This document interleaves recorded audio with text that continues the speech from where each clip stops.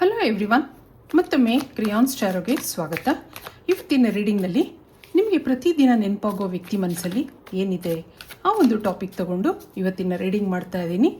ಇದು timeless general candle wax reading ಆಗಿರುತ್ತೆ, ಹಾಗೆ ಕಲೆಕ್ಟಿವ್ ಎನರ್ಜಿನಲ್ಲಿರುತ್ತೆ. ಯಾರ್ಯಾರು ನನಗೆ ಸಬ್ಸ್ಕ್ರೈಬ್ ಮಾಡ್ತಾ ಇದ್ದೀರಾ, ಕಮೆಂಟ್ಸ್ ಮಾಡ್ತಾ ಇದ್ದೀರಾ, lot of thanks to you. Candle wax reading ಮಾಡೋಕ್ಕೆ ಮುಂಚೆ ಸ್ವಲ್ಪ ಕಾರ್ಡ್ಸ್ ನೋಡೋಣ.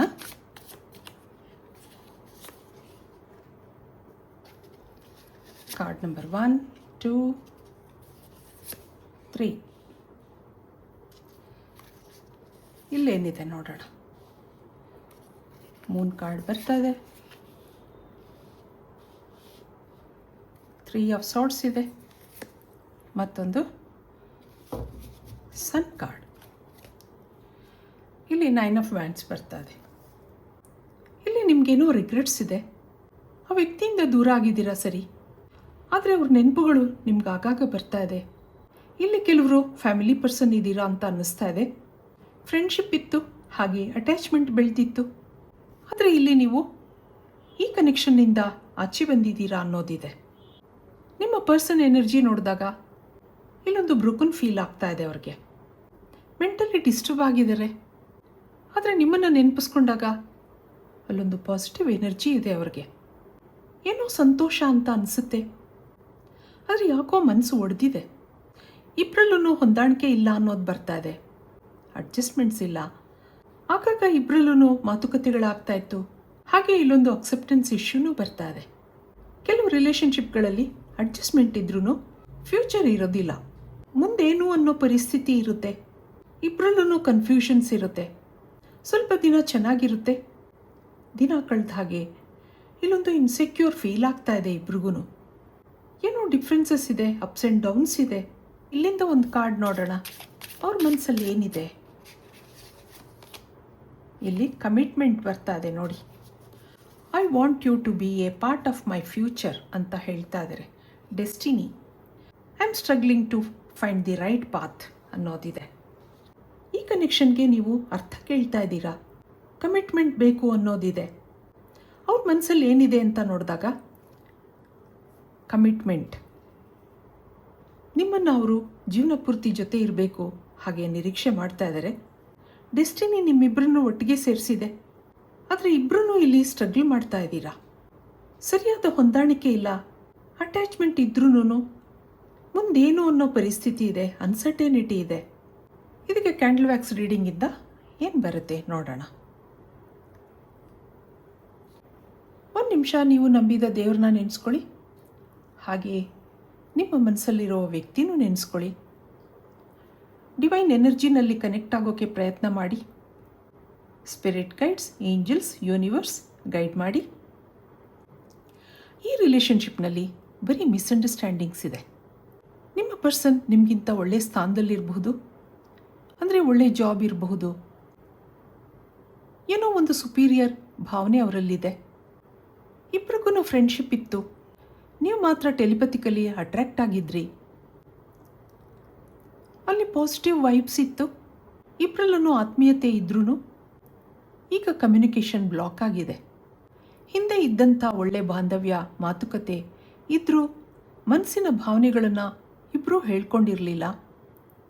ಇಬ್ಬರಲ್ಲೂ ಮರಿಲಾರ್ದಂಥ ಅಟ್ಯಾಚ್ಮೆಂಟ್ ಕ್ರಿಯೇಟ್ ಆಗಿತ್ತು. ಆದ್ರೂ ಭಾವನೆಗಳನ್ನ ಎಕ್ಸ್ಪ್ರೆಸ್ ಮಾಡ್ಕೊಂಡಿರಲಿಲ್ಲ. ಇಲ್ಲ ಅಂದರೆ ಏನು ಮಾಡೋದು ಅನ್ನೋ ಅನುಮಾನಗಳು ನಿಮ್ಮನ್ನು ಕಾಡ್ತಾ ಇತ್ತು.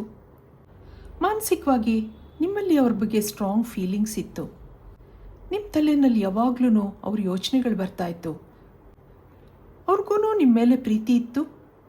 ನಾನು ಮೊದಲೇ ಹೇಳ್ದ ಹಾಗೆ ಸುಪೀರಿಯರ್ ಫೀಲಿಂಗ್ಸ್ ಇತ್ತು, ಈಗೋ ಇತ್ತು. ಸ್ವಲ್ಪ ಕಾಲ ಚೆನ್ನಾಗಿದ್ದ ಹಾಗೆ ಇಲ್ಲೇನೋ ಮಿಸ್ಅಂಡರ್ಸ್ಟ್ಯಾಂಡಿಂಗ್ಸ್ ಕ್ರಿಯೇಟ್ ಆಗಿದೆ. ಇಲ್ಲಿಬ್ಬರು ಒಟ್ಟಿಗೆ ಕೆಲಸ ಮಾಡ್ತಾ ಇರಬಹುದು ಅಥವಾ ಒಟ್ಟಿಗೆ ಓಡಾಡ್ತಾ ಇರಬಹುದು. ಇಬ್ಬರಲ್ಲೂ ಕಮಿಟ್ಮೆಂಟ್ ಇಶ್ಯೂ ಕಾಣ್ತಾ ಇದೆ. ಈಗ ಅವ್ರ ಮನಸ್ಸಲ್ಲಿ ಏನಿದೆ ಅಂದಾಗ ನಿಮ್ಮಿಂದ ಏನೋ ಕ್ಲಾರಿಟಿ ನಿರೀಕ್ಷೆ ಮಾಡ್ತಾ ಇದ್ದಾರೆ. ಇಲ್ಲೇನೋ ರೆಸಿಸ್ಟೆನ್ಸ್ ಎನರ್ಜಿ ಬರ್ತಾ ಇದೆ. ನಿಮಗೇನೋ ರೆಸ್ಪಾನ್ಸಿಬಿಲಿಟಿ ಇದೆ, ಅದರ ಕಡೆ ಗಮನ ಕೊಡಬೇಕು. ಇವೆಲ್ಲದರಿಂದ ಈ ಫ್ರೆಂಡ್ಶಿಪ್ ಕಡೆ ಟೈಮ್ ಕೊಡೋಕ್ಕಾಗ್ತಾ ಇಲ್ಲ. ಕಮಿಟ್ಮೆಂಟ್ಗೆ ಮೆಂಟಲಿ ಪ್ರಿಪೇರ್ ಆಗಿಲ್ಲ.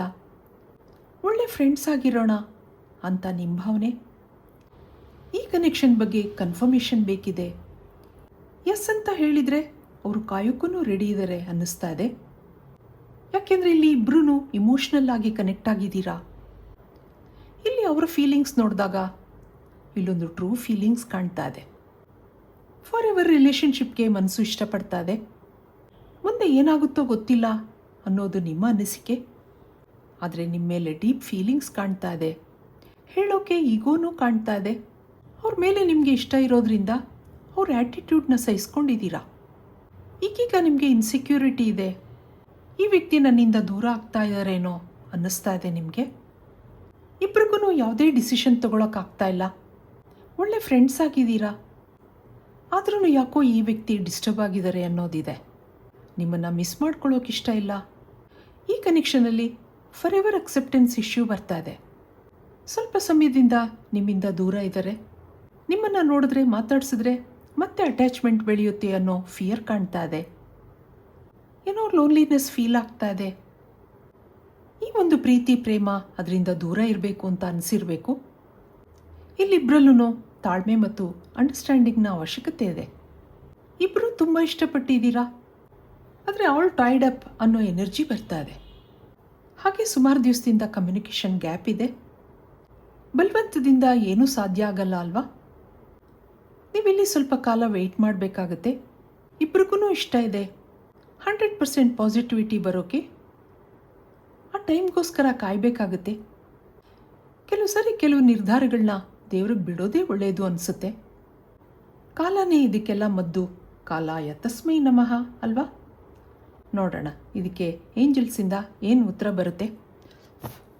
ಇದಕ್ಕೆ ಇಲ್ಲಿಂದ ಏನು ಕಾರ್ಡ್ ಬರುತ್ತೆ ನೋಡೋಣ. ಅಟ್ಯಾಚ್ಮೆಂಟ್ ಇದೆ. ಮತ್ತೊಂದು ಹ್ಯಾಪಿ ಫ್ಯಾಮಿಲಿ ಬರ್ತಾ ಇದೆ. ಬಾಟಮ್ನಲ್ಲಿ ಕಾಂಟ್ರ್ಯಾಕ್ಟ್ ಇದೆ. ಕಾಂಟ್ರ್ಯಾಕ್ಟ್ ಅಂದಾಗ ಒಪ್ಪಂದ. ಏನೋ ನಿಮ್ಮಿಬ್ಬರ ಮಧ್ಯೆ ಕಾಂಪ್ರಮೈಸ್ ಆಗುತ್ತೆ. ನೀವಿಲ್ಲಿ ತುಂಬ ಅಟ್ಯಾಚ್ಮೆಂಟ್ ಬೆಳೆಸ್ಕೊಂಡಿದ್ದೀರಾ. ಮುಂದೆ ಇಲ್ಲಿ ಕೆಲವರು ಮದುವೆ ಮಾಡ್ಕೋತೀರಾ, ಫ್ಯಾಮಿಲಿ ಸೆಟಪ್ ಮಾಡ್ತೀರಾ ಅನ್ನೋದು ಬರ್ತಾ ಇದೆ. ಇಲ್ಲೊಂದು ಕಮಿಟ್ಮೆಂಟ್ ಇಶ್ಯೂ ಬರ್ತಾ ಇದೆ. ಇಬ್ಬರಲ್ಲೂ ಒಳ್ಳೆ ಅಟ್ಯಾಚ್ಮೆಂಟ್ ಇದೆ, ಫ್ರೆಂಡ್ಶಿಪ್ ಇದೆ. ಆದ್ರೂ ಇಲ್ಲಿ ಕಮಿಟ್ಮೆಂಟ್ ಇಶ್ಯೂ ಕಾಣ್ತಾ ಇದೆ. ಮುಂದೆ ನೀವು ಇದನ್ನೆಲ್ಲ ಸರಿ ಮಾಡ್ಕೊಳ್ಳೋ ಪ್ರಯತ್ನ ಮಾಡಬೇಕಾಗತ್ತೆ. ಇಬ್ಬರಲ್ಲೂ ಹೊಂದಾಣಿಕೆ ಅಗತ್ಯ ಅನ್ನೋದು ಬರ್ತಾ ಇದೆ ಇಲ್ಲಿ. ಮುಂದೆ ಇಲ್ಲೇನೋ ಕಾಂಪ್ರಮೈಸ್ ಇದೆ. ಏನೋ ಡಿಸಿಷನ್ಗಳನ್ನ ತಗೋತೀರಾ ನೀವು. ಹಾಗೆ ಒಳ್ಳೆ ಹ್ಯಾಪಿ ಫ್ಯಾಮಿಲಿ ಇದೆ ಅನ್ನೋದು ಬರ್ತಾ ಇದೆ. ಅಟ್ಯಾಚ್ಮೆಂಟ್ ಇದೆ. ಇನ್ನೇನು ಬೇಕೋ ಹೇಳಿ. ಇದು ಇವತ್ತಿನ ರೀಡಿಂಗ್ ಆಗಿರುತ್ತೆ. ಮತ್ತೆ ಇಂಥದ್ದೇ ರೀಡಿಂಗ್ ಕೇಳಬೇಕು ಅನಿಸಿದ್ರೆ ನನ್ನ ವೀಡಿಯೋಸ್ನ ಲೈಕ್ ಮಾಡಿ, ಶೇರ್ ಮಾಡಿ, ಸಬ್ಸ್ಕ್ರೈಬ್ ಮಾಡಿ. Thank you for watching. Be happy always.